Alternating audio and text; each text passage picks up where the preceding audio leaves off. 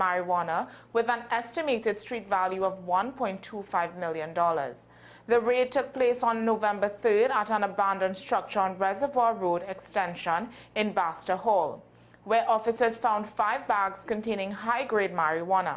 No arrests have been made in connection with the drugs, and police say investigations are ongoing. A farmer and his wife have withdrawn their lawsuit against the Airports Authority of Trinidad and Tobago over 14 acres at the Piarco Airport estate. The couple, Mitchell and Vidya Sankar, had sought compensation for alleged trespass, claiming they'd farmed the land exclusively for almost 20 years. The trial, which started on November 4th, saw testimony from their expert witness before they decided to drop the case. The AATT agreed to allow the Sankars to harvest their crops on the land for the next 6 months. Justice Frank C. Prasad praised both sides for resolving the matter and made no orders for costs. Internationally, Boeing workers in the U.S. have voted to accept a new contract, ending a 7-week strike that slowed production at the aviation giant. The deal grants a 38% pay raise for over 4 years, a $12,000 bonus, and retirement plan improvements. Roughly 30,000 workers walked out on September 13th, pushing Boeing into further financial strain, with the recent losses reaching $4 billion and layoffs expected to affect 17,000 employees in November. Boeing CEO Kelly Ortberg acknowledged the challenges, urging unity to restore the company's reputation. U.S. Labor Secretary Julie Su previously intervened in the dispute, underscoring its national significance. Well, that's news to the hour on WESN. I'm Naomi McNish. Thanks for watching.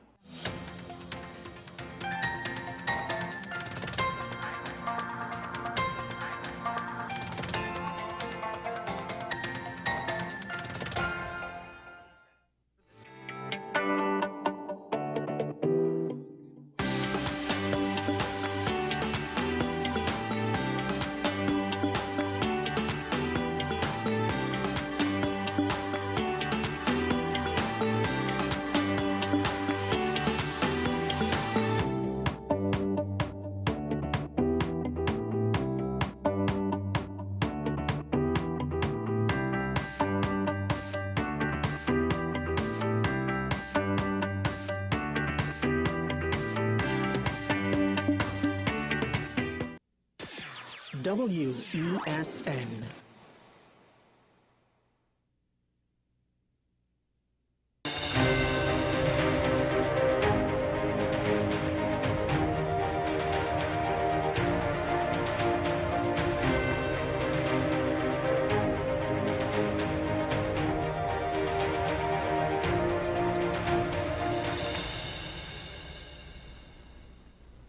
Hello there, and welcome to AM Prime on WESN Content Capital. I'm Keaton Shaw. Thank you very much for joining us this morning. I am still very much a week from yesterday's edition of the program because I've been awake all night and monitoring what has been happening in the United States, of course, with their presidential election, and all indications this morning suggest that though the results have not been affirmed, Donald Trump is to be the next president of the United States. So if you're just waking up to that, currently some are projecting that he has 266 electoral college votes, 270 of course is the golden number. But again, electoral maps indicate that there is no way that Kamala Harris can reach to that figure. So ladies and gentlemen, for all intents, Donald Trump is to be the next president of the United States of America, just waiting, of course, for those results to be affirmed. So whilst many of us have been focusing on the international affairs in respect to politics and the global political climate, let's focus for a moment on what's happening in Trinidad and Tobago domestically. You would have been, if you have been following the news or even reading the news, you would have had the opportunity to see how many students would have graduated from the University of the West Indies and the University of Trinidad and Tobago recently. Also, other tertiary education institutions have had their graduation ceremonies. That being said, we have thousands of people who have now had their degrees and possibly their masters and PhDs for the first time, possibly entering the working world. And that is the question. Does Trinidad and Tobago's domestic market, is it strong enough? Is it sufficient enough to support opportunity for these individuals who are entering the working world for the very first time? Let's have a conversation on that this morning because there are various aspects to that question. And I'm joined by the president of the Human Resource Management Association of TNT, Ms. Cavell Joseph St. Omer. Good morning, Ms. St. Omer, and welcome to the program. Good morning, Keaton, to you and, of course, all your viewers joining online this morning. Indeed. Thanks so much for being with us. So, Ms. Joseph St. Omer, let me start by asking, how would you describe, from HR Mac's point of view, how would you describe our domestic climate as it relates to job markets here in TNT? Well, I would say this, the class of 2024, and that's for all who have graduated and have attained their degrees, whether it's a first degree or a postgraduate degree, they're entering into a very challenging job market at this point in time. I mean, when we consider how some industries or some professions are saturated, and we continue to encourage, for some reason, especially perhaps guidance even given by parents, we continue to encourage our children to pursue the same traditional careers. Everybody wants to be a lawyer, a doctor, an engineer, or even an accountant. And we are not necessarily encouraging the new set of entry or entrance into our labor market, into new professions, emerging professions. There are opportunities in education. There are gaps in education, agriculture, digital commerce, trade. And when we consider the blue economy and how we now move trade from one part of the world to the other, there are so many opportunities and career opportunities that exist for e-commerce specialists and digital transformation specialists. We recognize that we are in the digital age. There's a big agenda by the government and private sector to embrace technology in the workspace, but yet we are not churning out the skills needed to support that. When we consider recently the amount of cyber threats that we've had, but there's a shortage of cybersecurity specialists. So therefore, we continue to have a lot of graduates entering into the market, and there's a mismatch between what the market requires and the skills that are coming into the market as well. And that is what is perhaps causing or creating the problems in the labor market that we're seeing.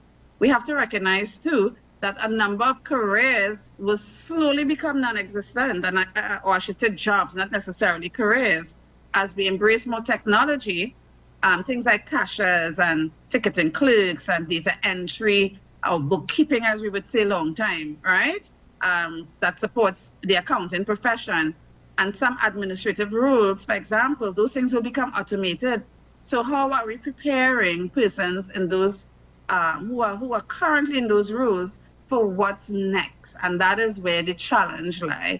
And perhaps we have to consider things like curriculum review, and even some of the degree programs that we're offering at some of these institutions, because we do have a lot of tertiary education institutions, and they're all, in some instances, repeating the same programs, save and except UTT, which was established to support marine, and UTT was established with hopes of diversifying the economy and tuning out new skills. So it really requires university advisors and parents and those who provide career guidance and counseling to really kind of steer the young students in a different direction now, and not necessarily continue where careers are saturated. We have too many in some professions, and it's a struggle for them, basically.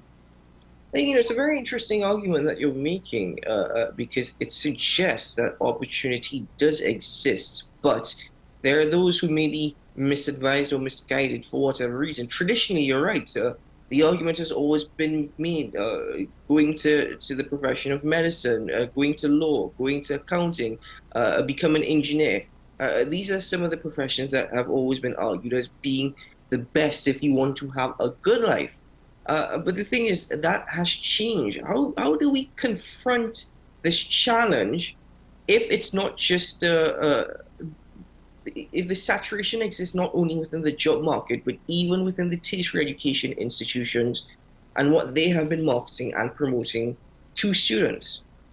Yeah, again, it does require a revisit of all the programs being offered, and even whether or not every job requires a degree. So in the article that you referenced, I spoke about degree inflation. I had recently participated in Lockjack's graduation because I am the president of the Alumni Association. And one parent came up to me seeking guidance for their child and wanting to know what other degree they should pursue. And I'm like, what does the child want to do? Because what you may perhaps want to pursue as a career does not require always a degree. And I think if people are aware, or at least they're encouraged to pursue things that they're naturally good at early enough, you can now get a jump start on your career rather than pursuing traditional courses of studies. Just going to filter students into what they're best at. There was a time, when we considered how electricians and plumbers were looked up, how they were looked at, and all those skills, those TVET skills, for example. Parents, again, would say, what kind of career you can have, what kind of money you could earn. But there's a shortage of these skills now. I am certain when you have to look for a plumber or a mason, or you have something to do at your home, for example, it's a struggle to find a good electrician or someone to do repairs, say washing machine, your dryer, or your refrigerator. It's difficult to find those skills now, and it's because we have turned people sufficiently away from it because it's frowned upon. And why? When you could actually have a decent living, a decent standard of living with those careers. And not only that, you could become an entrepreneur. You could chart your own course with those skill sets. And right now there are shortages, and the market is not treating with those shortages in sufficient enough time. So yes, it does require a revisit to the whole approach to education and some of the skills that we focus on, and also also recognizing and accepting in the workspace that not all careers require a degree, but you could actually become certified in it and not necessarily have to go the traditional route of a degree. We also could consider micro-credentials. Now, I know for certain CXC is looking at this in terms of introducing micro-credentials. We have a generation right now that is entering into the workforce, from the Generation Zs to the Alphas coming up next. And they are not necessarily the type who would sit in a university for 3 and 4 years to get a degree to enter into the workspace. So how do we address those gaps? Why not promote micro-credentials? And over time, depending on how your career progresses, and if you do require a degree, those credentials could go towards you attaining a degree, and there's a few more that you need to earn, and you could get a degree in the end, right? And that's it. It's like each module or course that you pursue in a degree program has its own micro-credential. So therefore, if you attain all that is required in a full-term degree, you attain it in a couple of years' time, or how many years' time, if that is your choice, or if the career you're choosing, or if you change your mind. Because we don't even allow for career path, when you look at career paths, and perhaps you started off, and I've seen it in construction, a lot of people start off sometimes in the administrative job family, and then they decide, I want to be an engineer, I want to be a project manager. How do we guide persons to come out of that career stream and shift into another? So it's career paths as well too, and micro-credentials could certainly be an avenue for that as well. So you don't necessarily have to now go back to university to get an engineering degree, or go back to get a project management degree because you started off in an administrative or an accounting role. So it's all those other things. What are some examples of micro-credentials that you're referring to? So a micro-credential, and of course it has to be accepted. So we do have the Accreditation Council here, and like I said, CXC is looking at it now, right? So, for those of us who have a BSc or MSc, every degree program have courses within that program. You could develop a credential for it, just like a certification. A micro-credential is saying you have covered enough in this topic that you could attain a credential for it. So I didn't have to study a whole degree program to become a cybersecurity specialist, for example, but I could do a specific course that certifies me in risk management from a cybersecurity perspective. And maybe perhaps that's all I need with my current role to understand it, to contribute and develop the necessary skill sets to contribute to it in my workspace. So I don't have to go and do a whole degree, but it's an aspect of it that I could get qualified in that allows me to continue. So I think if we perhaps look at bite-sized programs and again, think about what is required to get this job done or to get this skill set into the workspace, rather than these long-term programs.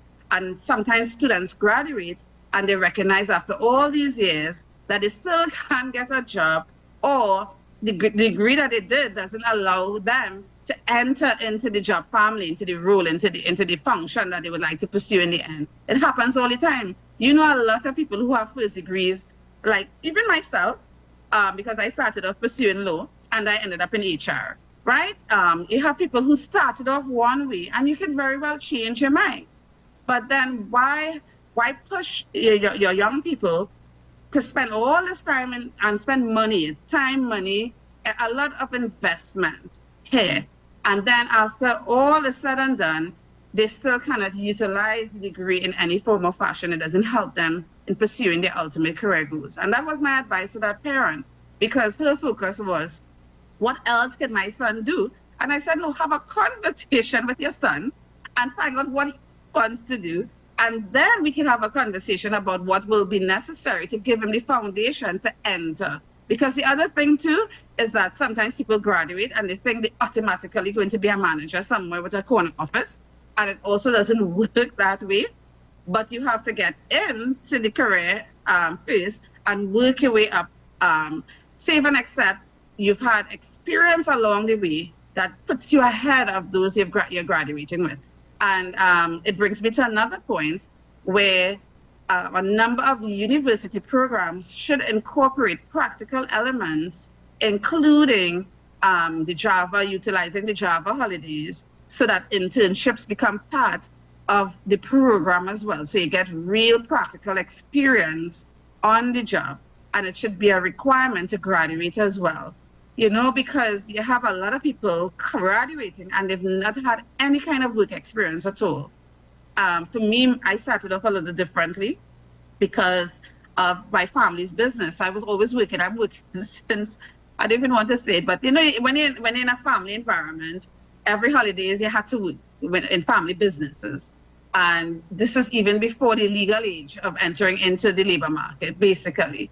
So you've gained experience, you've gained an understanding of the workplace, and therefore you have an edge over someone who just went through their academic journey without any real work experience at all. You know, and an experience includes as simple as working in a bookshop. I worked in a bookshop already, you know, customer service, problem solving. You know, you build skills along the way. I worked in a gas station. In my internship at NP, they assigned all the interns to set up the quick shops that I so much years ago, I'm talking about many years ago, when the first quick shop was being opened. They utilized all of us to stock the shelves, to introduce barcoding systems, and we worked in the gas station. But again, I learned a lot from that experience. So it's what we consider skills development. And how do you get those skills along the way? And it's not always through traditional ways as well. So we have to look beyond what we see in terms of skills and competencies necessary for the workplace and how you attain them. I am curious to know, in your opinion, is there a role for employers to play in this as well? Because we're speaking about their future workforce. Thus far, we've covered the fact that it falls within the remit really for educational institutions, even from within the home and parents, that advice that is being given, or even what is being offered in terms of degrees or academic qualifications, that in itself has been stymied. But in respect to the employers themselves, do they have a role to play in somewhat guiding their future employees and future workforce? Kitan, we all have a role to play. That's the thing. And maybe perhaps if we had a more collective community approach to solving some of our problems, we would see how quickly we are able to resolve things for ourselves. Employers most definitely have a role to play, and that's why you'd see a number of organizations do have Java programs, providing opportunities to students, active students from A levels go up, to come and work in their respective organizations and get some work experience early in the program or the degree, because we try to match it, at least in my organization. We support the University of the West Indies, Cipriani Labour College, UTT, a number of like, for example, with the University of the West Indies, their Will of Work, their WOW program, for example, we support that. And therefore, we receive resumes from these academic institutions, and we try to pair the degree that they're pursuing with the opportunities in the workplace for internship during the July-August vacation program. And we pride ourselves on that because it's a very holistic approach to it. It's not only bringing in interns to do filing, or in my case, to work at the gas station, right? It's not only about that. It is really providing them with a realistic purview into the career that they're pursuing. So imagine a young engineer coming into my organization and going on construction sites, sitting into meetings and getting a full understanding of the requirements. And it may perhaps make you eager, even more eager, or it may make you change your mind. Because by the time you get this introduction, you say, well, this is not really for me, or this is what it is like. It's not really for me. But it helps. And if more employers took that period, those vacation periods, and offered, in some instances, the oil companies offer graduate programs. So after you graduate, you may have a 2-year program with them. It helps, and it also prepares them for those who are retiring and exiting the organization. It provides a nice filter for new entrants into that organization as well. I can tell you from my experience in my organization, a number of the Java students end up being employed with us, because we would have had an opportunity over time to assess them, to see whether they had the right attitude, because you're also employing attitudes and all of that as well, and whether or not they have the right work ethic. And once that is determined and based on their performance during that period, it's a natural filter in. So it gives you a pool of labor that you don't have to incur a lot of expense to assess anymore, because you've already had an opportunity to assess them. So yes, employers have a role, but not only employers, the teachers out there as well. There's a time teachers took a particular interest in students. I mean, I benefited from principals and teachers having a vested interest in my success. I know perhaps that has changed because a lot of people don't see their role like that anymore, perhaps even fearful of talking to other people's children. In these times, I mean, we're seeing parents fighting outside of schools, right? So sometimes teachers are not as invested in these times as they used to be long time, with showing that personal interest and providing the guidance along the way. Teachers have a lot of time with students and can help parents. You know, when you have that PTA, those parent meetings, and you come in school and say, no, your child is very creative. Your child likes music. You know, they can help you. So that could help the parent now, support the parent in guiding that child. And we have to not frown on certain careers. I'm often amazed how people look at creatives, and the creatives have so much to offer and have unlimited potential to earn. I have a cousin, very good at hairdressing, very good at her hands, and I worked all the maths for her to show her how she could earn more than me. Literally, you could earn more than me, and on top of that, I know the government is closing in now in terms of taxation, but for some of them, it's tax-free money, you know, because you're out of the tax loop, the tax system.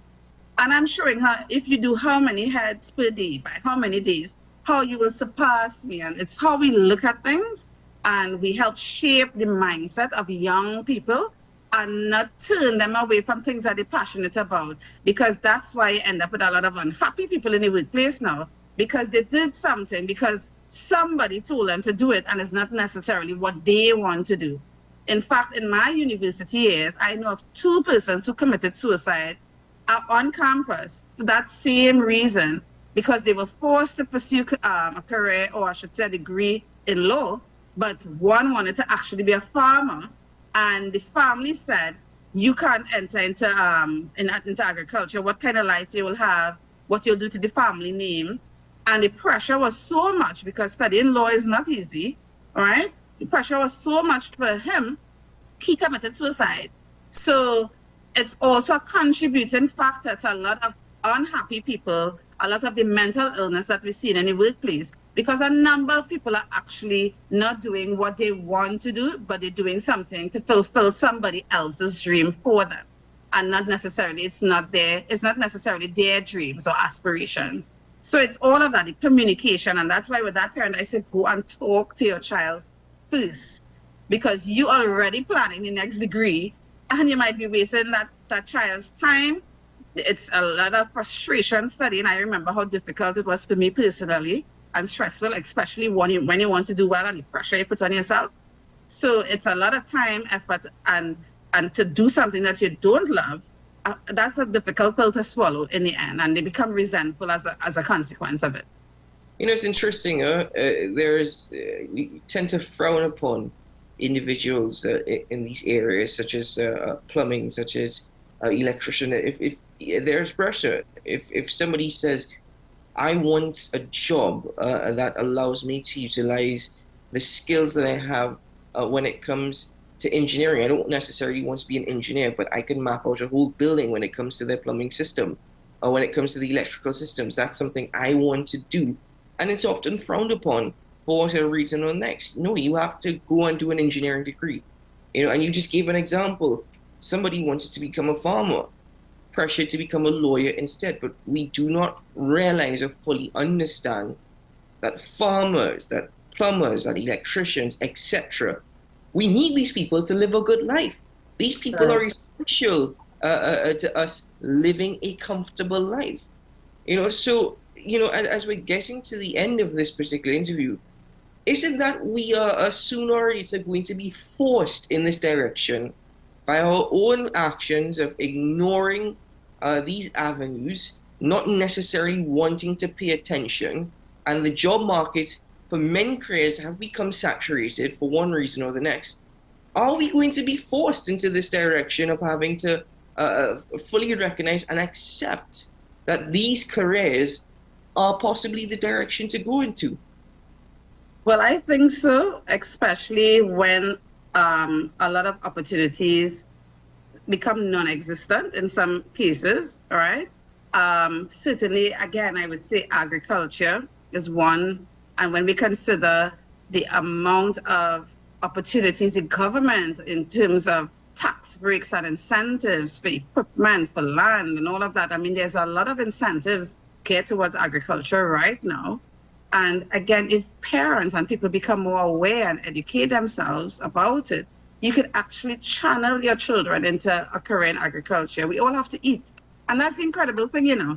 The same people who are turning their children away from being an electrician or a plumber or a mason or a painter, right? When time to do home repairs and renovations, they're the ones complaining that they can't find a good electrician or they can't find a good painter. But we are discouraging our young people from pursuing it.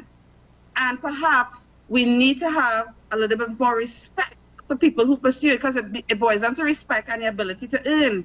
If you're feeling not adequately compensated for the skills that you bring, or you're not going to be respected for saying that I am a plumber or an electrician, therefore it turns people away from it. And what should we do, all of us do, in terms of showing respect to everyone, because every job is important, and I preach that in our organization, from the receptionist that have to welcome someone into our workspace, to the person answering on the phone, to the courier that has to deliver mails, to the CEO of the company. Every single job is important. The company can't exist without these rules happening, without someone delivering the mail, without someone welcoming people, without someone preparing the checks, you know? So therefore, if we have a little bit more respect and recognize that we all have worth and value, and we bring that into the whole communities, whether it's the workspace or outside of the workspace, I think that will go a long way in terms of how people view and shape things. A lot has been done in the TVET area. So the NTA and a number of organizations have been doing a lot to make sure, because the challenge was with some of these careers was that people were good at it, but they didn't have a certificate. And this is where the degree inflation or that mindset about the paper comes into place, right? So if you didn't have some kind of paper that said you are certified and good at it, there was no way to verify. But we know that there are ways to assess someone before they enter into the workspace. There are assessment centers. So if you want to determine whether you can weld or fabricate or you're a good mason, you can assess the person, look at what they've done, and determine whether to hire them or not. But we've gotten so much into the degree culture that now we had to develop ways to assess persons in these areas so that they could get a certification that says, I am a certified plumber. Now I can understand for an electrician and all of that, because there are consequences if your work is not done right, right? The building could catch a fire, for example. So certainly you need to be certified as an electrician, for example. So at least now we are seeing where within the system, there's a way to certify and verify the skills that someone have so that they can get that certification that says, okay, I'm a certified mason, plumber, electrician, and that could give some level of respect that is required, and certainly the ability to earn a decent living as well, because it all boils down to that too. You know, people pursue careers thinking that they will earn this X set of money. You know, I want to be a lawyer because I want to have a nice car to drive, a good home, the ability to earn, and therefore we have to also recognize we have to compensate other professions fairly so that they can have a decent standard of living, just the same. That's a very, very important point, because compensation, of course, the compensation package is what attracts people. But, you know, in closing, Ms. Joseph St. Mary, what is the advice that you would give or you would share with the most recent cohort of graduates and even those who are currently in university in these fields of which we've spoken of that have become quite saturated? Well, I would say this, all right? We need to demystify or at least get rid of the myth that having a degree is the solution to all problems. It really isn't. It doesn't make anything easier for you. You still have to work your way up in any profession, in any event, right? So for any young person, honestly, the earlier you determine the things that you're passionate about or you're good at, to me, you should jump very quickly into pursuing a career in that, whether it's with your hands, whether you're good at music, whatever it is, pursue it early and not waste too much time. And that's why, to me, the education system, because it's all geared towards the academic side of things and not necessarily the creative or those who are technically inclined, right? The other bit too, of course, is to clarify your academic and career interests as well early enough. And therefore, if you don't have, your parents may not be skilled at it. And that's the reality too. You know, sometimes parents are not capable of giving the advice as well. But certainly look to within a university or into your schools, because there's career guidance and counseling available at schools, or professional associations could help as well. Develop some level of self-determination early and self-advocacy. Your ability to speak for yourself or advocate for yourself and having a voice is important, and being able to express that very early, to whether it's to your parents or to your teachers, is what will help as well. Speaking up, expressing, saying what you like from what you don't like. Learn how to use technology, whether we like it or not. That is the world that we exist in. Learn to embrace it. Learn to understand different electronic ways of communicating. Understand the internet resources that are available to you. And the good thing is, because especially coming out of COVID, a number of organizations are offering free programs online. So take advantage of those opportunities. Access, again, your campus or community career development services. They exist. Again, develop a supportive network around you as well. I think that ability to network and network early is critical to your success. People knowing who you are, what you're about, your character, that certainly helps with paving a way for you in the workspace as well.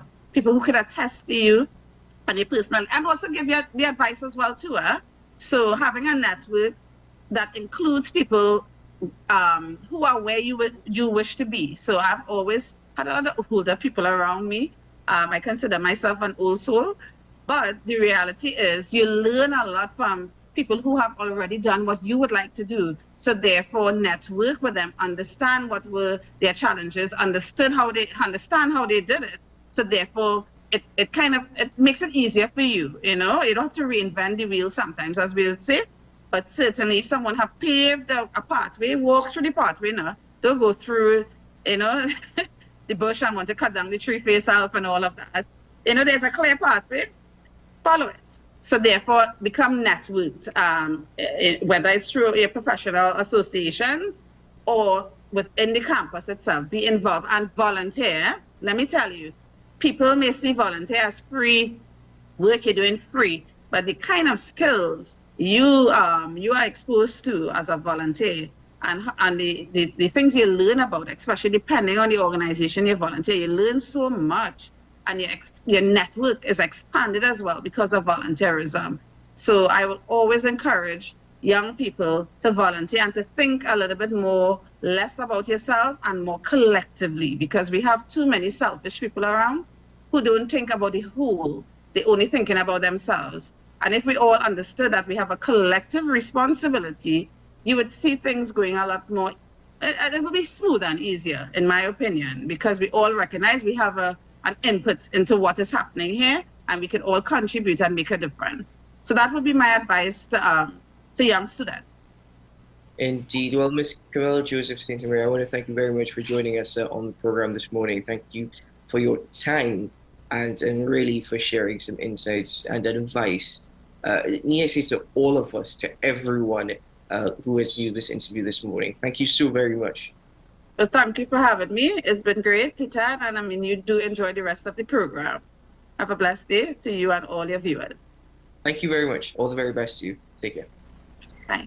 Well, ladies and gentlemen, let's take a quick break here on AM Prime. A lot more to get into this morning, so stay with us. We got a couple of messages, and when we return, we got more for you. We'll be right back.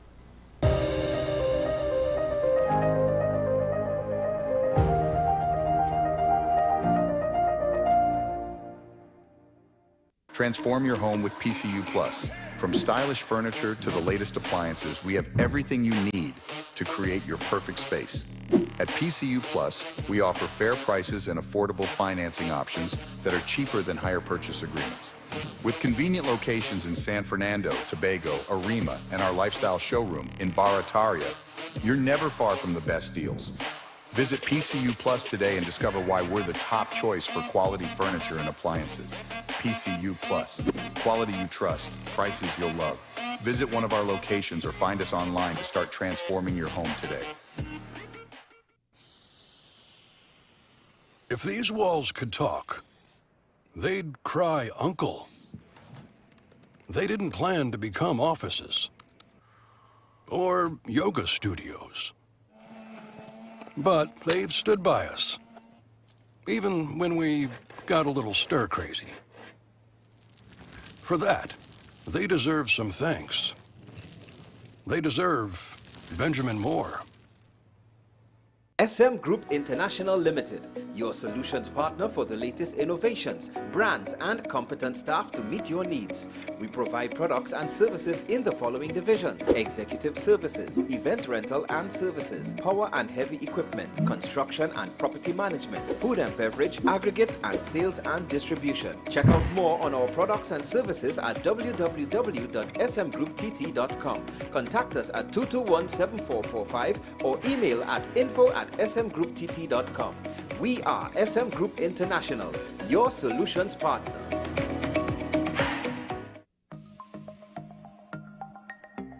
Knowing how to tell authentic is as easy as 1, 2, 3. Find it, match it, search it. Step 1. Find the style number on the tag. Step 2. Match the style number inside the jersey with the number on the tag. Step 3. Search it. A quick Google search of the style number will verify the jersey is authentic when the search results match the jersey being searched. Don't be fooled by counterfeit jerseys. Before you buy, remember to find it, match it, search it. Fan Zone, 2 locations nationwide. Center City Mall, Chaguanas and Movietown, Port of Spain. Nationwide delivery available.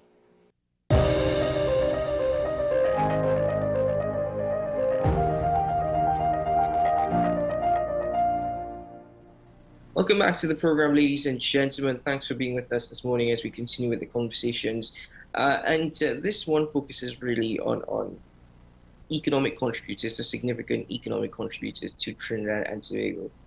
Within recent times, as an individual who is really trying to invest in myself and in my future, I have been doing a lot of research. And, you tend to forget that sometimes options are just right around the corner from you. And I hope that this interview this morning gives you a better idea as per the role of credit unions and the opportunity that exists there and what their contribution is to the economic development of Trinidad and Tobago. Let's speak about the credit union movement this morning as I'm joined by the Chief Operating Officer of the Cooperative Credit Union League of TNT, Ms. Diane Joseph. Good morning, Ms. Joseph, and welcome to AM Prime.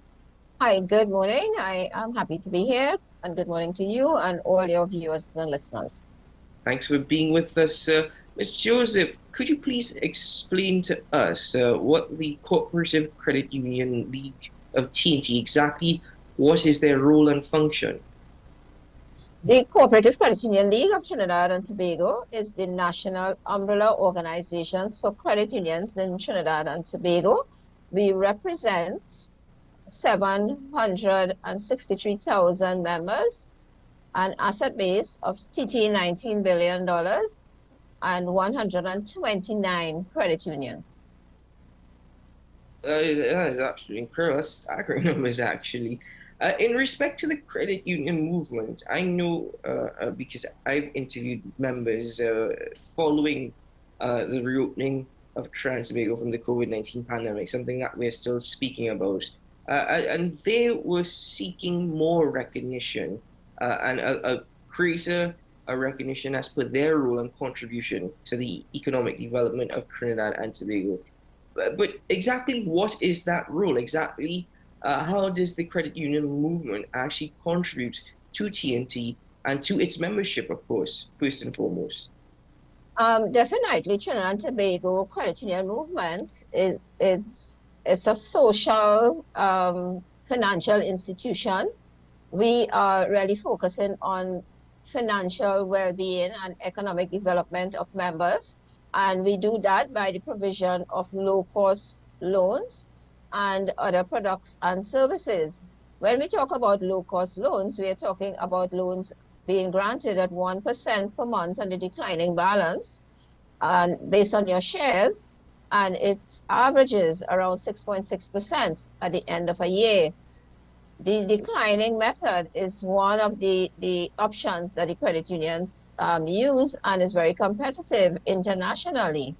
In addition to that, we support the middle and the lower class persons and also the upper level, but particularly when credit unions started, they started with a small, what we considered the small man at that time. But now credit unions have been providing loans, providing financial counseling and support to credit union members to allow them to be able to enjoy a standard of living as those that may be considered of a higher bracket in our society. And credit unions are a place where members can come in and feel at home. They are the owners of the credit union. That's the structure that we have.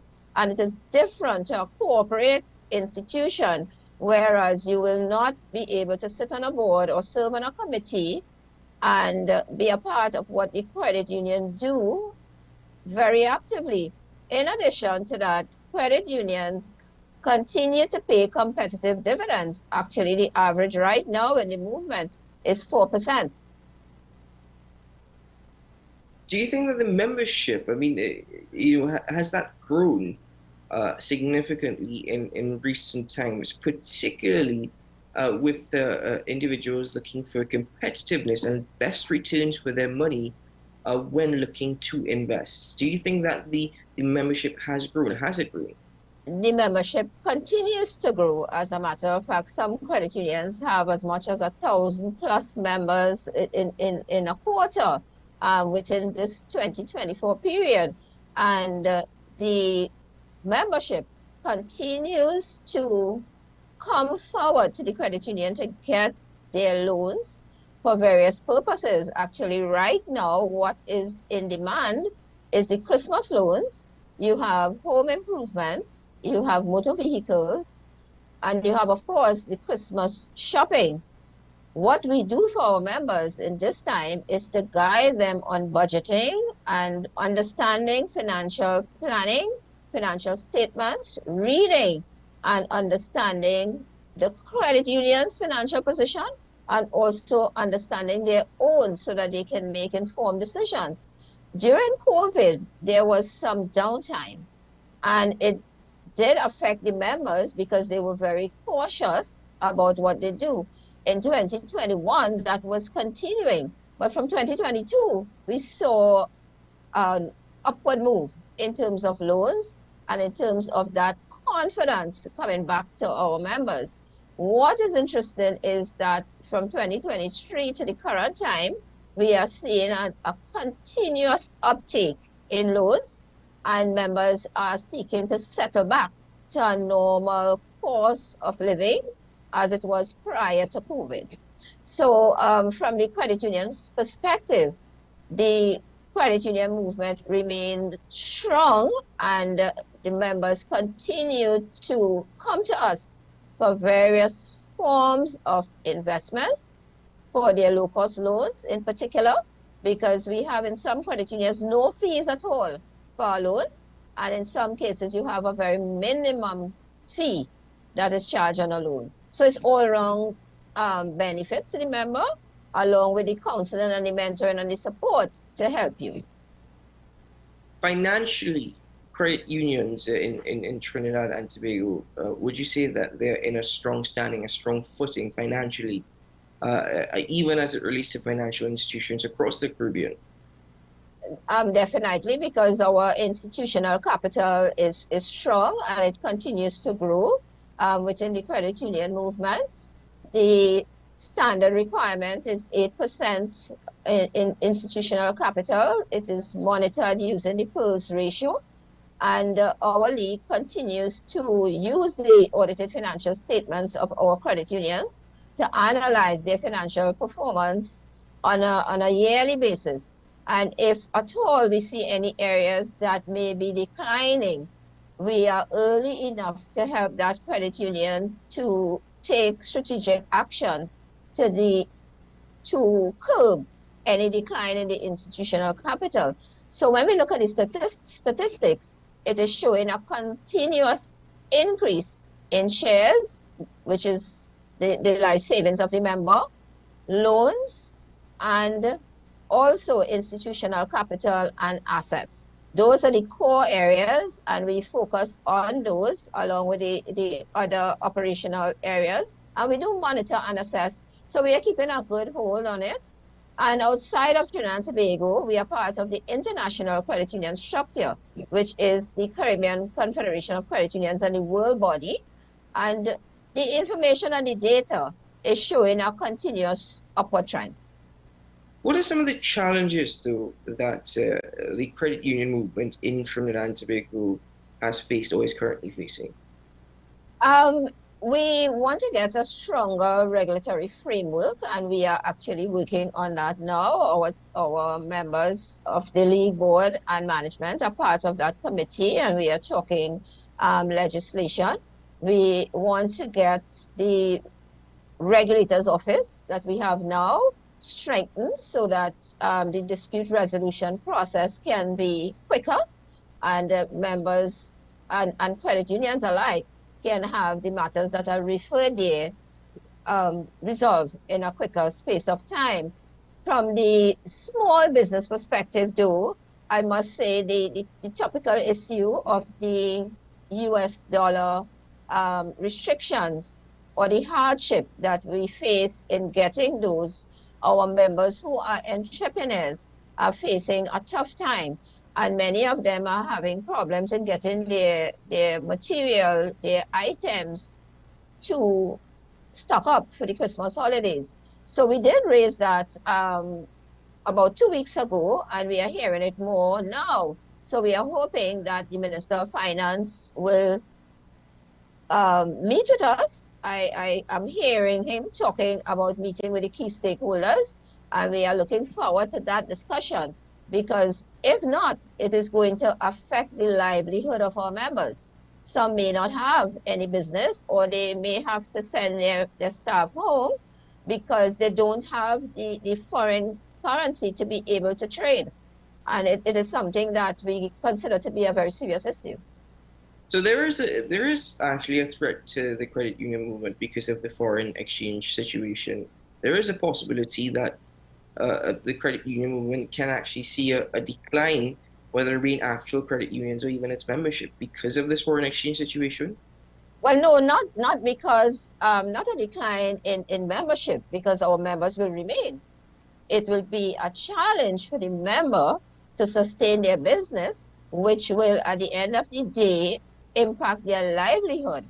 And if they have employees, it will affect the employees' livelihood as well, which is something that we would not like to see at all. So we are hoping that there is a strategy that can make this distribution equitable, and that it will reach all sizes of businesses and not maybe the bigger ones per se, because there's a cry out from the smaller members that they need to also bring in their items and be able to grow and establish the business. Because if the business continue to grow and prosper and develop, they may at the end of the day be exporting their products and services, and of course it will be contributing to the economy as well. In respect to a stronger regulatory framework, that is something of which I know that the credit union movement has been advocating for quite some time. Yes. And those have been the focus of my conversations with the credit union movement post-COVID-19. But exactly what are the benefits? Why is a stronger regulatory framework needed at this time? If credit unions have done so well and are doing so well, exactly what is a stronger regulatory framework going to lead to? Yes, like every organization, or as we continue to grow, we are to strengthen our governance systems. So there is need to upgrade the existing Cooperative Societies Act, which carries regulations from 1971. So for example, a good point is that upon the death of a member, the named beneficiary a couple of years ago was only granted, based on the Cooperative Societies Act, $5,000 upon the death of that member. Our league and the credit union movement continue to lobby to get that removed. A couple of years ago, it was lifted, not fully. The figure was lifted from $5,000 to $50,000, and we continue to advocate for that to be removed completely, because we don't know of any other institution where you have that restriction. It should be unfettered access to the benefits of that person. So those are two critical things that we would like to be addressed, and modernize the services of credit unions. Well, finally, Ms. Joseph, as we're nearing the end of this conversation, it seems as though one of the overarching themes is the emphasis on growth and development on the part of the credit union movement of Trinidad and Tobago. Could you just share with us now what the Cooperative Credit Union League is doing to ensure continued growth, continued development over the coming years for credit unions in TNT? Yeah, sure. The Cooperative Credit Union League prepares annually in November a calendar of event for the coming year. We launched that calendar officially with training interventions, leadership training, governance, finance, credit, customer service, leadership, you name it. It's a packed calendar of developmental initiatives for our leaders, for the board members, for the members of staff and management, so that they continue to increase their skills and competencies. We do research and show trends around the global market, and we guide our credit unions on the ways that they should go or that they should not go, so that they will continue to be abreast of the competition within the financial marketplace. Ms. Joseph, I want to thank you very much for your time this morning. Thanks for joining us on the program and for sharing with us what is happening with the credit union movement in TNT. Hopefully, there is good news to share in time to come in respect to the stronger regulatory framework of which the League has been advocating for. We look forward to having that conversation, hopefully very soon. We too. Thank you so much. It's my pleasure to be here. Very good. Take care. Bye-bye. Well, ladies and gentlemen, let's take a break here on the program. When we return, lots more to get into. Stay with us. We'll be right back after this.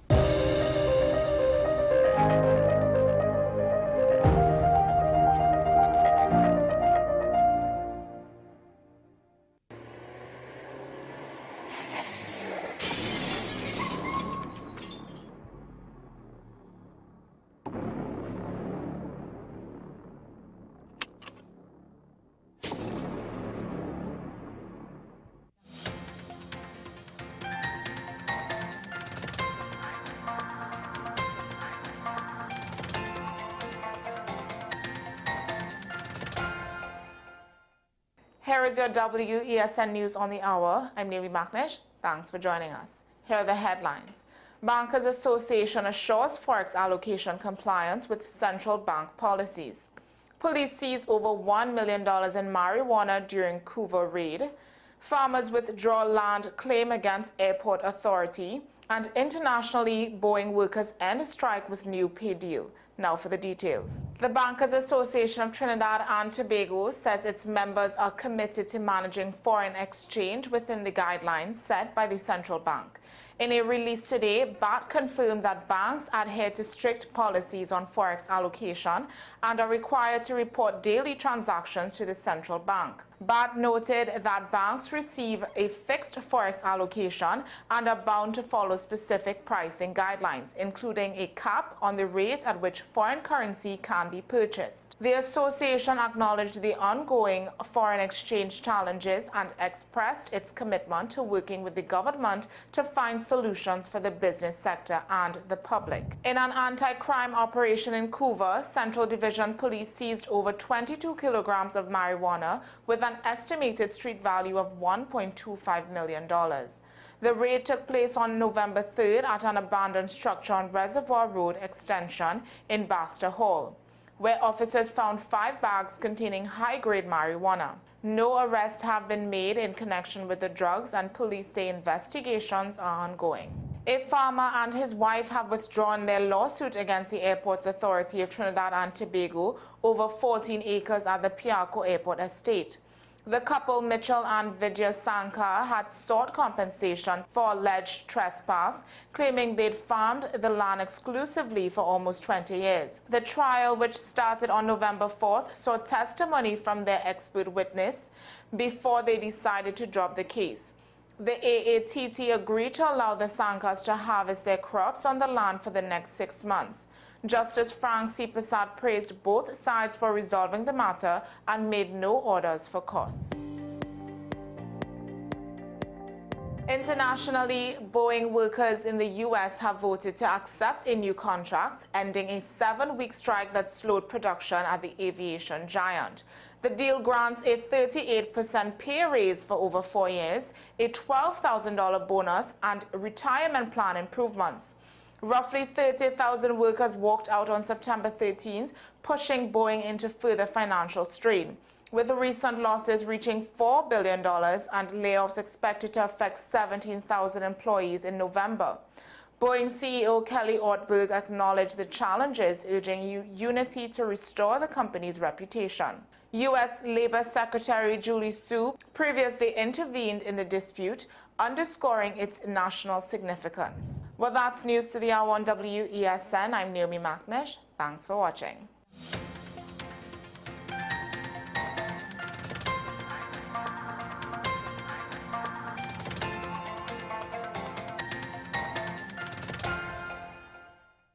Transform your home with PCU Plus. From stylish furniture to the latest appliances, we have everything you need to create your perfect space. At PCU Plus, we offer fair prices and affordable financing options that are cheaper than hire purchase agreements. With convenient locations in San Fernando, Tobago, Arima, and our lifestyle showroom in Barataria, you're never far from the best deals. Visit PCU Plus today and discover why we're the top choice for quality furniture and appliances. PCU Plus, quality you trust, prices you'll love. Visit one of our locations or find us online to start transforming your home today. SM Group International Limited, your solutions partner for the latest innovations, brands and competent staff to meet your needs. We provide products and services in the following divisions: executive services, event rental and services, power and heavy equipment, construction and property management, food and beverage, aggregate and sales and distribution. Check out more on our products and services at www.smgrouptt.com. Contact us at 221-7445 or email at info@smgrouptt.com. We are SM Group International, your solutions partner. If these walls could talk, they'd cry uncle. They didn't plan to become offices or yoga studios, but they've stood by us, even when we got a little stir-crazy. For that, they deserve some thanks. They deserve Benjamin Moore.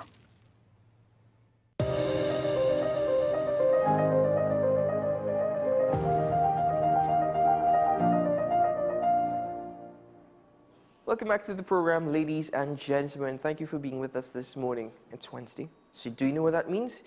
It's Wild Wednesday, and we welcome to the program the founder of the El Socorro Wildlife Conservation. It's a lot of words, actually. It's a bit of a tongue twister for me. Still getting used to it. Ricardo Mead is with me in studio, and he's brought two friends. First of all, let's welcome back Donna Karim, and of course, the king that is sitting with her. Hello there. Hi, good morning. Good morning. How are you? I'm great. It's actually great to be back in Trinidad, resting from a very intense trip to Tobago. People go, "Hey, we went to Tobago, that's great." It was intense. It was tough. Very much so indeed. Good morning to you too. How are you doing? All is well? Donna, how are you doing? It's good to see you again. Thank you. It's nice to be back here again. I see you've brought a friend with us. Who is this gentleman or So, gentle lady? this Let me not assume. Well, we think it's a male. Yeah. So this is our common black hawk. His name is T'Challa. So as you can see there, he has, so he has one wing.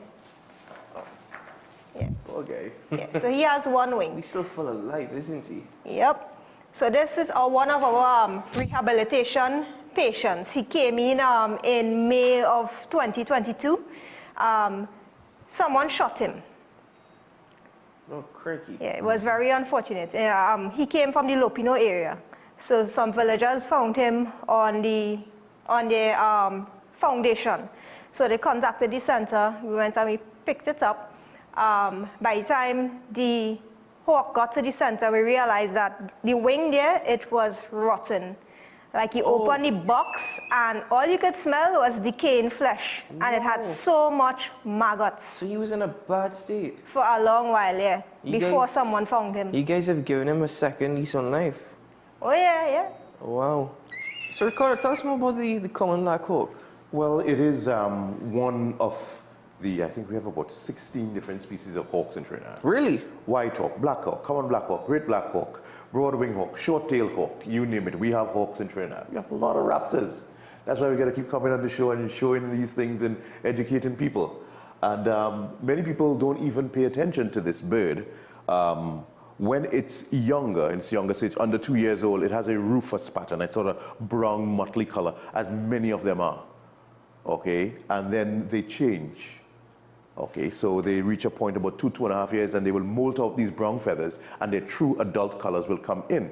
So his adult color would be black as a common black hawk. So he's smaller than the great black hawk, which is a pretty big, impressive bird that we have in Trinidad also. But he's close in size, just a little bit bigger than the zone-tailed hawk, who would kind of look like him. So, but what these hawks do that's very interesting is that they use the black vultures as cover. The black vultures as cover? Yes. So you would look up and you would see circling black vultures, and you just, oh, you see one, you see two, that's black vultures. That's what they do, they're circling. They're looking for something dead, carrion to eat, right? Nothing runs from a black vulture because they usually eat you when you're dead. Yeah. So if, for example, let's say a squirrel or an agouti on the ground looks up, oh, vultures, no problem, puts his head back down. But hiding amongst that circling group or flock of vultures would be a black hawk or a zone-tail hawk. And they imitate their flight with the tilts and stuff like that until they get low enough where they can literally burst through, dart down, and grab their prey that are very unsuspecting because they thought all that was up there was vultures. No, wow, that is most incredible. What you know, are the common prey that they actually hunt? These guys love crabs a lot, and crabs? lizards. Crabs, lizards, snakes. Is it that they live small mammals close to the coastline? Yeah, well, not just the coastline. Remember, we have crabs all throughout the forest, the mountain crabs, the river crabs, and so on. Even in drains, you have crabs. You know, I've had ponds that crabs have migrated from the drains and lived in the pond. They're like, this is clean, nice water. So crabs can get around anywhere. So they're all over, and that's one of their favorite foods. So they love the mangrove areas also. Okay, so the mangroves will extend inland a bit through the rivers and the wetlands and so on. So they're quite common. Oh, well, common black hawk. Common black hawk, you know. And you'll be surprised. You're like, wow, I saw one here. That is strange. We're far. No, just a blink and you're right there on the coast. The water is right there. Movie Tongue is right there. Invaders Bay is right there. And the mangroves are there too. And south of the beach, mangrove. So they're really all over. Trinidad is small. They get around real quick. So these are quite populous birds. The numbers we believe are in decline because just based on numbers that we have gotten that people have shot and killed. And we can say if we get 2, there's probably 40 more out there that we did not get to or get to us. So these birds are commonly shot? On purpose or? Yes. What else would you be shooting? From the time you're shooting a bird in Trinidad now, it's illegal. They're just about all protected. So what are you shooting? You're breaking laws, you know, you got your little pellet gun, your air rifle, and you're just trigger happy. The list of birds that have come into the center shot, and my collection of pellets, they go from parrots, pelicans, ibis, scarlet ibis, all the hawks you can imagine, gray line hawk, white hawk, you name it. People just shoot anything. Have gun, will shoot. That's part of the problem. Wow. Donna, he seems to be speaking quite a lot to you this morning. Oh yeah, he's very vocal. Yeah. Just touch your foot there. Hello. Is that okay? Yeah. So that noise is something I actually hear quite often. Because I live in a valley, so we're surrounded by mountains, but I hear that noise often. Generally speaking, hawks make that particular sound, or is it something that's unique to him? I would say it's more unique to him. Each of them has their own frequency in their different noises, different pitches and all that. So so for example, he has something that's to me, I think his sound is actually more similar to this voiceover that they use for the bald eagles. Yeah. So if you actually hear what the bald eagle sounds like, it literally sounds like a peep squeak. But that noise as well, what's the exact purpose of vocals? Because animals use vocals for different reasons. Well, so I had him over a year now, I would say about a year and a half. When I got him, he was still a juvenile. So he's partly imprinted on me. So every time he sees me, he makes that noise. So that's his way of letting me know he's ready for food. Yeah, because we didn't feed him this morning because we had to be up here early. So he's just letting me know, hey, when is food coming? So what about feeding? Because as you said, you've had him for a year. I know Ricardo said they eat crabs and small mammals. But what do you guys feed him? So I try to keep his diet as close to in the wild as possible. And he does actually love crabs. I try my best to go as much as I could. Right, currently there, and I collect some crabs and I give him it. He doesn't really seem to like frogs, but the crabs, as soon as you throw it in there, he's gonna jump on that. take apart the Gandhi and just get down in that crab. That's his favorite thing. It's live feeding as well? You guys live feeding? Yeah. Oh, that's... It's part of enrichment to keep them stimulated. Oh, excellent. Easy. I'm glad that thinking about the crab right now. You heard the word crab. Yeah. Ricardo, why are these birds important to the environment, especially hawks? But what they do, what they eat. This world has achieved an amazing state of balance with the life forms. And then comes human, and we just mess everything up because we don't understand. We don't care to understand, or we believe that we have some supreme right to dominate everything, without realizing that which we dominate is what we need for survival. Again, we're at the top of the pyramid, but a pyramid can't stand without a base. A big, broad base made up of a lot of biodiversity and eco, balance. Once you destroy that, that top is going to come crumbling down. There's nothing to stand on. So we stand on that, and our aim is to educate people about that broad base, especially that we have here in Trinidad. Our broad base of biodiversity. So many animals, so many fishes, so much. But with our activity, they keep dwindling, and it's become harder and harder. Imagine forests that are no longer green. What will we have? Car parks? Savannas? Just grass? We need that biodiversity. So many things we talk about, you get sick, get some zebra peak, get some shining bush, get some Christmas bush, get some chandelier bush, and all that stuff. Imagine all of that gone. So now you get sick, all you have is pharmaceuticals as a pill in the pharmacy that were once based on these things. These things are now being grown under lab conditions in another country. We have it here and we don't regard it, and we destroy it. So our aim is to educate people to just preserve, conserve, and let everything work in balance. And that is really hard to do, but we try. How old is T'Challa? How old do you think he is? Well, based on the fact that he is molting and has gotten his adult feathers, I would say between 3.5 years old.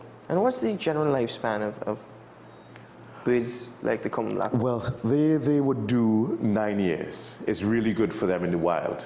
In captivity, they can do 20 to 25 years. Ooh. So you might make a second, third, and fourth appearance on the show. Right. It's a simple thing. In the wild, they have so many dangers. You have to be perfect almost all the time. And it's hard to be perfect all the time.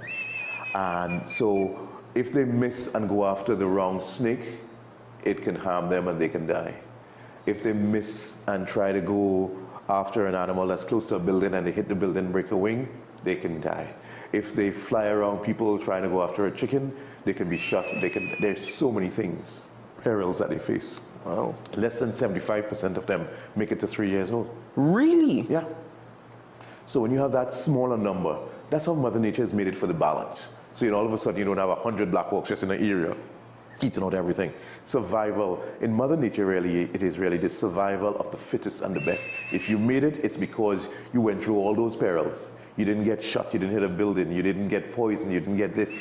So you really have something special. And those are the genetic material that are passed on to hopefully make your offspring stronger and better. Yeah, but then they encounter humans, and then all that is almost erased immediately. I was just about to say probably the worst of all. Yeah, all the dangers, yeah.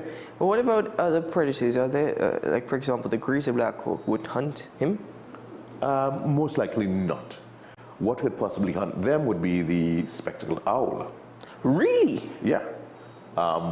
If they're nesting, the nestlings, maybe not the adults one, but the nestlings, these are diurnal, active during the day, sleeping at night. The owl is nocturnal, sleep during the day, active at night. So at night when they're out hunting and they see babies in a nest, you've seen videos of like great horned owls in the US grabbing falcons and hawks and so on from the nest. They just swoop in. And they'll be able to capture that because what they do a lot in the US, they do something called nest cams. Yeah. So they know the animals are nesting there and keep records and see what's going on and understand the activity. They put the camera there, so it's 24-hour monitoring. And on that nest cam, you just see in the nighttime, the baby chicks just bobbing their head around and just swooping, the feet just grab them and gone in just a flash of a second. And of course, they review and they slow it down and they see great horned owl comes right in and grabs them and go. So that is most incredible. Donna, he's really, really happy to just be sitting there. He's saying, all right, after this, I want double the amount of crabs. Oh, yeah. But you said that you've had him for over a year. It'll soon be 2 years, actually. You said about a year and 8 months. But you know, that imprints upon you. How has that relationship flourished just over the last year and a half, 2 years? So he only started his training, I would say, within the past couple of months, probably 6 months. So before that, so that would be like, yeah, within a year time, it was just taking him out of his cage every day, cleaning that wing, putting on bandage. He hated me. As soon as he see me, he knew. So he associated me with pain then, basically, because I would be the one to hold him and grab him, restrain him, clean that wing every day, bandage it. So he did not like me at all. He got me one time on my wrist right here, a day while holding him. My dad would usually help me restrain him. And a day he got onto my hand here and he refused to let go. And my dad was like trying to lift one talon off and then he would just tighten the other talon. We had to wait for him to let go on his own. Wow. And that must have been painful. Oh yeah. I still have the scars. So it took a while to gain his trust in order for him to be this comfortable with me. And now he just seems absolutely comfortable. But, you know, was it difficult, the rehabilitation process? Oh yeah. It was, it involved a lot of work, a lot of time. It had a couple of times that I was so frustrated with this wing because even up to now, it's not fully healed. And, you know, I thought I was maybe using the wrong medication. I asked Ricardo, I asked different vets for their opinions, and still nothing wasn't really working. Any thoughts, though, that he might not have made it? I mean, as you said, when he came in, he was in a really bad condition, but you guys said, we're not giving up. But throughout this process, any thoughts about, listen, I don't know if he is going to make it? No. I believe he's here with us. He made it through surgery and everything, and I believe he's here with us for a reason. And even no matter how hard it got, I wasn't ready to give up on him just yet. Well, that's wonderful. He's thanking you. Yeah. Ricardo, something that is, you know, always curious is if you take a look at hawks, you always see their beaks curved like that. Why? Tearing flesh. Simple as that. Simple as that, tearing flesh. That's what they eat. Hawks are raptors. A raptor is an animal that kills and eats another animal, be it a fish, insect, amphibian, or in bird, or mammal. So, that beak, just for ripping flesh. And I know this might probably be a bit off topic, but how do you tell the difference between a hawk and an eagle? Well, eagles' wingspans usually start at 6 feet. So we have no eagles in Trinidad. Oh, wow. None whatsoever. Starts at 6 feet. Starts at 6 feet. I'm 6 feet. Right, yeah. That's a eagle's wingspan. Starts at. Yeah, thank God we don't have them. What we have here in Trinidad are hawks like this. Wingspan can be up to 36 inches. We have hawk eagles. That's a hawk who wants to be an eagle, but just can't meet the eagle criteria. So we have hawk eagles. We have actually two hawk eagles. The ornate hawk eagle and the black hawk eagle. So we have two, and they're really amazing birds. They could have almost a little bit of growth again. They could have made the eagle, but it's just not there. So they're hawk eagles. So and eagles are really, really, really powerful birds. I'm actually getting a question from Derek in my ear, and he's asking about one of my favorite raptors. Not indigenous to Trinidad, but the harpy eagle. Harpy eagle, there you go. And whether or not they can make it. Have we ever spotted a harpy eagle in Trinidad? Not that I have known of, but if you want to see one, there is one, I believe, in the zoological, in the zoo, in Trinidad. But naturally, no, they've never been seen. They need that forest. They live up high in the canopies. They go after sloths and monkeys and so on. And deer.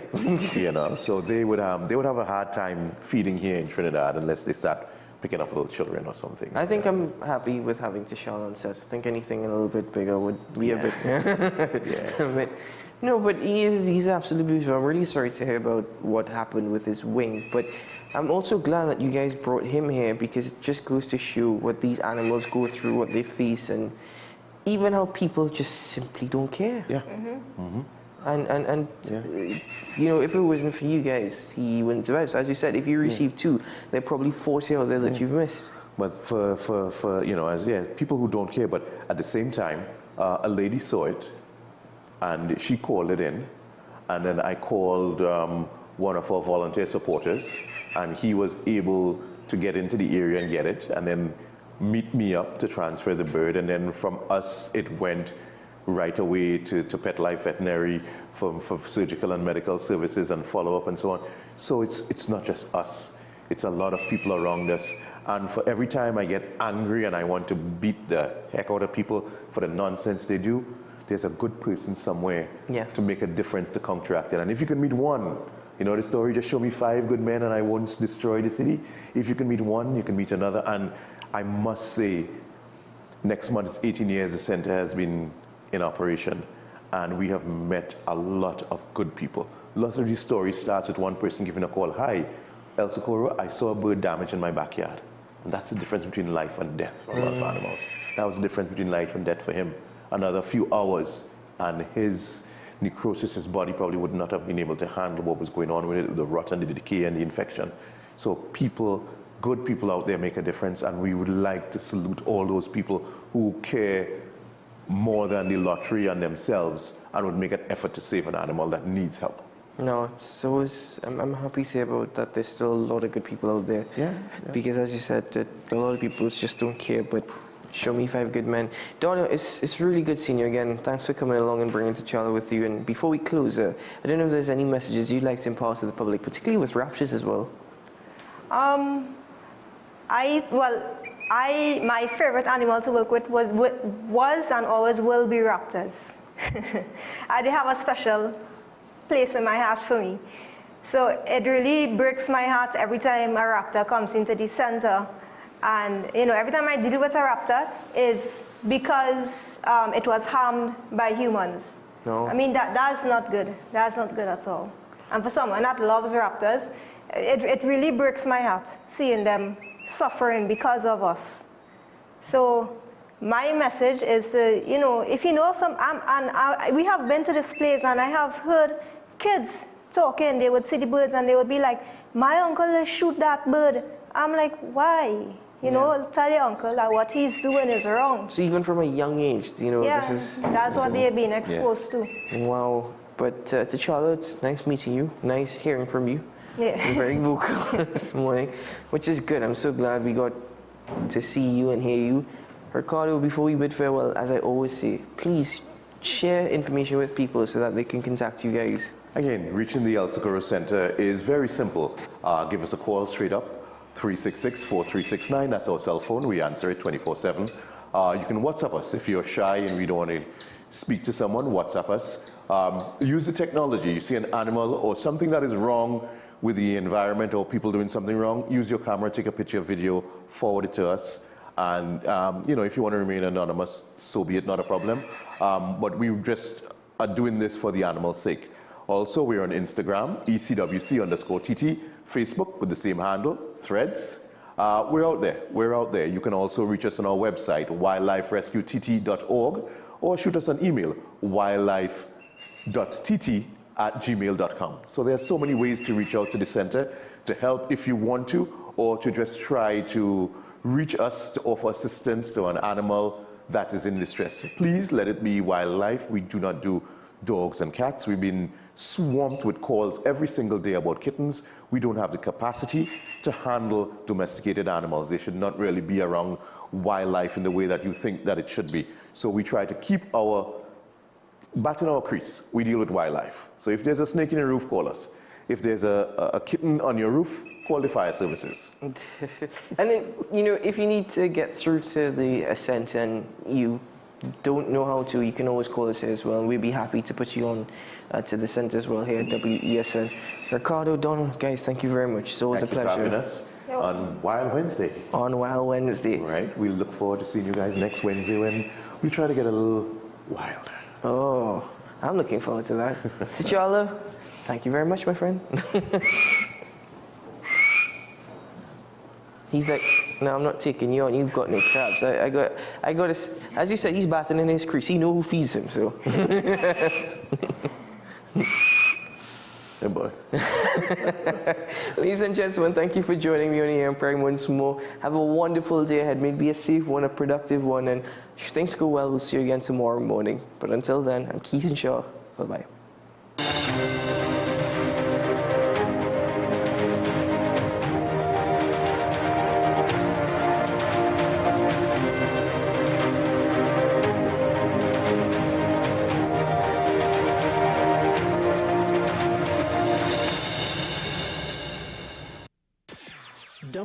WESN.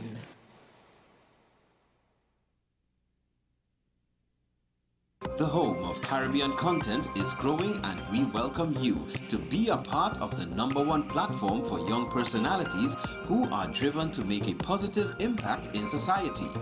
As we continue to reach every corner of Trinidad and Tobago through our daily broadcasts, our social media pages, or through our 75+ digital billboards across the nation, contact us to learn